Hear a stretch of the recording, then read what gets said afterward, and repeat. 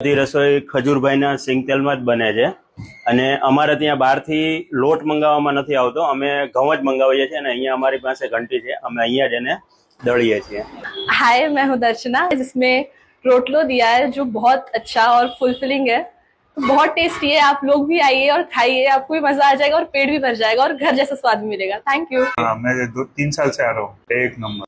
મારું નામ દેવશી છે, હું છેલ્લા 1 વર્ષથી અહીંયા જમું છું। અહીંયા જમવાનું સાદું અને ઘર જેવું મસાલા વગરનું મળે છે અને દરરોજ ખાઈએ તો બી પ્રોબ્લેમ થાય એવું નહીં કાંઈ, એટલે હું અહીંયા દરરોજ સાંજે તો જમવા આવું જ છું। મારું નામ વિપુલ, જય ખોડિયાર ગુજરાતી થાળી।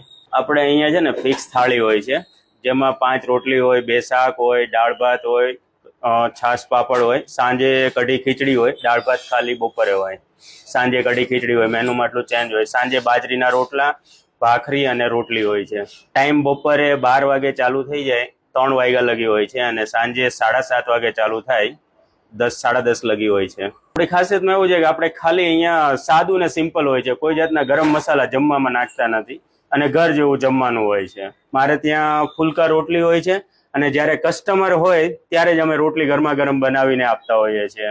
મારો અહીંયા આ જગ્યા ઉપર 3 વર્ષ થઈ ગયા, આ 4થું વર્ષ ચાલુ છે। જય ખોડિયાર ગુજરાતી થાળી, રાજ મંદિર કોર્નર કોમ્પ્લેક્સનું નામ છે, વીઆર મોલની જસ્ટ બાજુમાં અને વાસ્તુ લક્ઝરિયાની ઓપોઝિટ, નીચે ગણગોર છે, ગણગોરની ઉપર બીજા માળે।